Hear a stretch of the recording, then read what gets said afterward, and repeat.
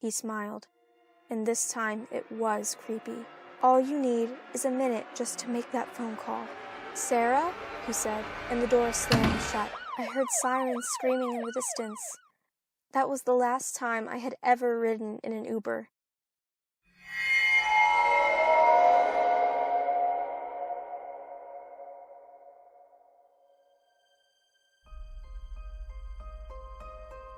It was just a few days away from my 16th birthday, and I was on my way to my friend Caitlin's house, planning out which friends from school we were actually going to invite to the party, because my mom had asked for a list so she could get the invites out.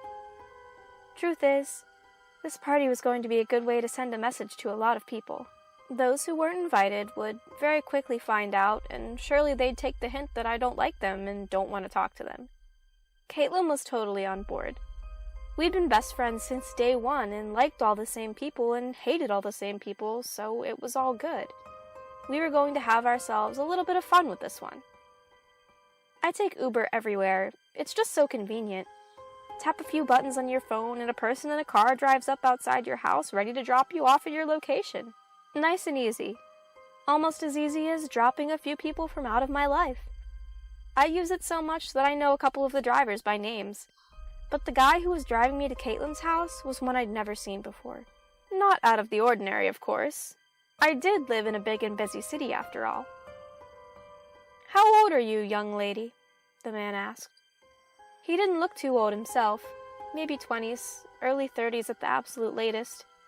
It was pretty hard to tell, because he had a wiry, patchy black beard that obscured most of the bottom half of his face. But the fact that he was incapable of growing a full beard showed that he was still pretty young. Anyway, his question threw me off a bit. None of the drivers ever asked this before. Was there some sort of age restriction on people who could catch an Uber? The app never said so. I'm fairly certain I look my age too, despite everyone telling me I look older. So surely if there was some sort of age rule, one of the other drivers would have said something by now. Especially the drivers who looked miserable with life. They would definitely get a kick out of ruining my day and telling me I couldn't get into the car with them. But nope, not even any of those types had told me I was too young. 15, I replied, leaning forward slightly to make sure he could hear me from where I sat on the back seats. 16 in 2 days, I added, and leaned back to look out the window. Very nice, he replied in a low voice, and I looked into the rearview mirror. He was looking back at me, a smile on his lips. Creepy? Not creepy? I don't know. He looked friendly enough. His eyes were a teddy bear brown, and his smile looked kind and well-meaning. So I guess there was no threat. A lot of the other Uber drivers were friendly, and I never wondered if they were being creepy or not. So I guess I just had to roll with it. The job had to get boring, something I'd considered on many occasions. And so I was happy to provide a bit of stimulation into a dull day. Caitlin's house wasn't very far, and the Uber pulled up outside it only a few minutes later. The Uber man turned around to look at me this time. Not all the way. That would have been creepy. Just a half turn, and he asked, "What's your name?" "Sarah," I replied, not even considering the question when perhaps I should have. I instantly started looking around in the front of the car for the driver's ID, to see if I could find his name. It was usually always hanging somewhere, either from the rearview mirror or displayed somewhere on the dashboard. I was looking discreetly, so I don't think he saw, but he told me anyway. "Cool. My name is Mike." He smiled again. I returned the smile and started to get out of the car. "Nice to meet you, Mike," I said, before closing the door and walking up the path to Caitlin's house. When the door opened and I walked inside, I realized just before the door closed again, the Uber was still there. In the hallway, as Caitlin greeted me and immediately started talking about which friends we were going to cut out by not inviting to my party, I finally heard the Uber's engine start up and roar as it drove away. "I think he liked me," I said, cutting Caitlin off, and she gave me a quizzical look. "He was very friendly," I added. "He knows you're 15, right?" she asked, her eyebrow raised. 16 in 2 days, I said, and then felt a smile spread across my face. "Legal," I winked. Caitlin closed her eyes and grimaced as though she had just sucked on a lemon. "Nope," She started shaking her head. No, no, no. She repeated, gross. She started waving her hands. I grabbed her hands and shook her slightly, still laughing at myself. I'm joking, I said. He was old, like at least 25. We went upstairs and opened one of her notepads, both tearing a piece of paper to take for ourselves so we could make our own individual lists. We were done in about 10 minutes, and when we compared lists, all the names that we had both put down were in the same column, whether that be invite or rejected. We'd both missed 1 or 2 people and added those to our own lists. Our school was pretty big, and there were just so many people, it was hard to keep up with the names. Maybe you should add your Uber man to the list if you like him that much, Caitlin said, tapping her pen on my piece of paper. I looked at her seriously. Very funny. You're the one who started it. I rolled my eyes. If I ever get into a car with him again, I'm never going to look at him in the same way. I chuckled, but it was a little forced. Me and Caitlin talked about our lists for a little longer and then turned to the usual school gossip.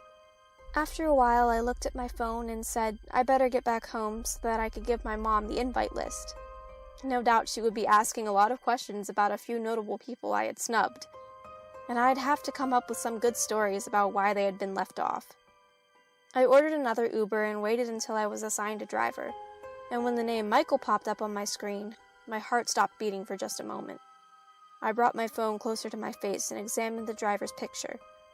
I couldn't tell if it was him or not. There wasn't that wiry stubble, and it was a little blurry. Nevertheless, I showed it to Caitlin. Look, I said. Is that him? She asked, taking the phone and mirroring what I had just done, shoving the screen as close to her eyeballs as she could. I'm not sure, I replied, shrugging. We waited for the Uber, and I said bye to Caitlin, for some reason getting inside the car hesitantly. It was him. Mike. He looked at me through the rearview mirror. What a coincidence, he said, and laughed. Again, his laugh wasn't weird or out of place. It was friendly and immediately put me at ease again. What was wrong with me? Anyway, Mike took me home and made only a minimal amount of small talk, asking if I was doing anything for my birthday. Just the usual stuff. In a few minutes, I was home again and took the invitation list to my mom. By the time the day of my birthday came around, I stood in front of my wardrobe trying to decide what to wear.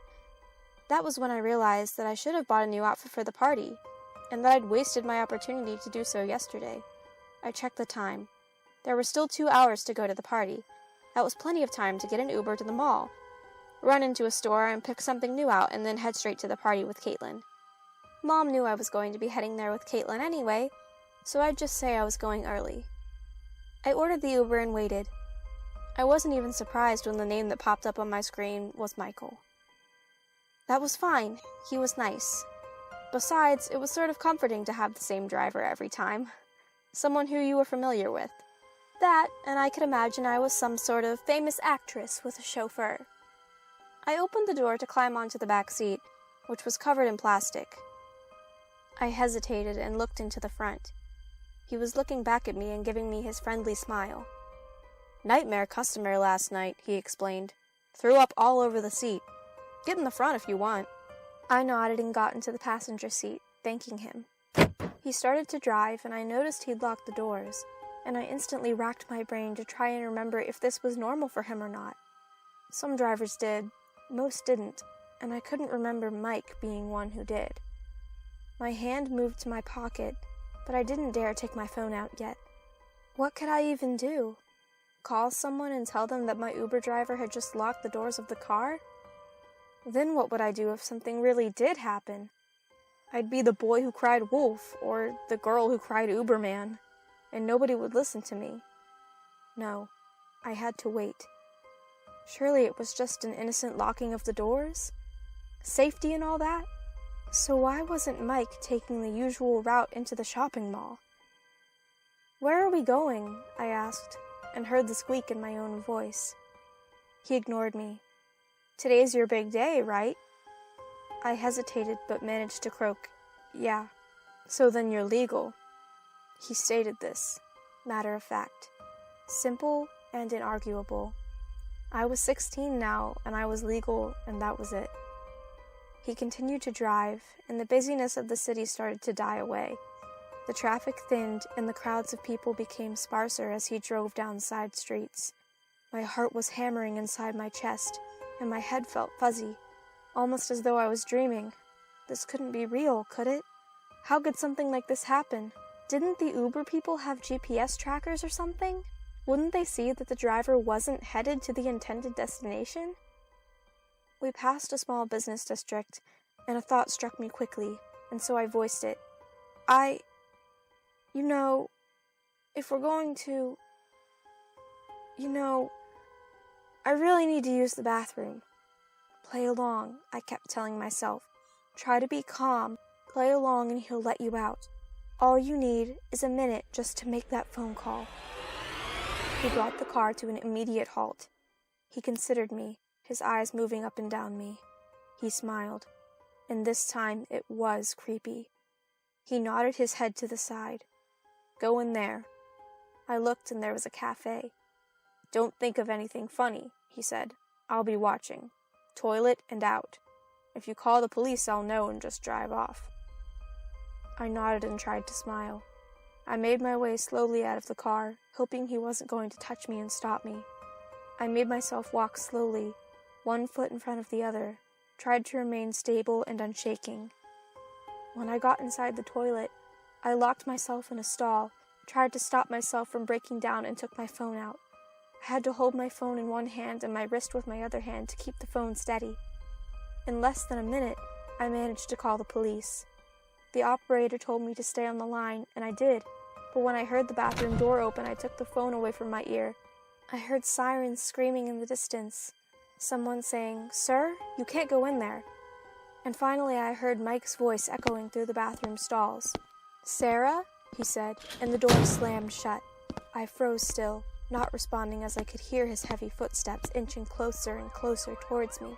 Outside, I could clearly hear the police sirens amplifying off the concrete walls of neighboring buildings and officers yelling in the background. Locked inside the stall, my heart was pounding out of my chest and I was numb. But then, all of a sudden, there was dead silence. As quickly as he bolted in, Mike immediately fled and was gone. Just like that, he disappeared, and the officers barged into the bathroom to save me. That was the last time I had ever ridden in an Uber. It turns out Mike eluded the police on foot and escaped the scene, but he was arrested 4 days later and charged with kidnapping, sexually motivated felony, and endangering the welfare of a child. For me, this was a scary reminder of how dangerous ride-sharing can be. I recount the number of times I have heard about Uber horror stories, but I didn't think in a million years it would ever happen to me.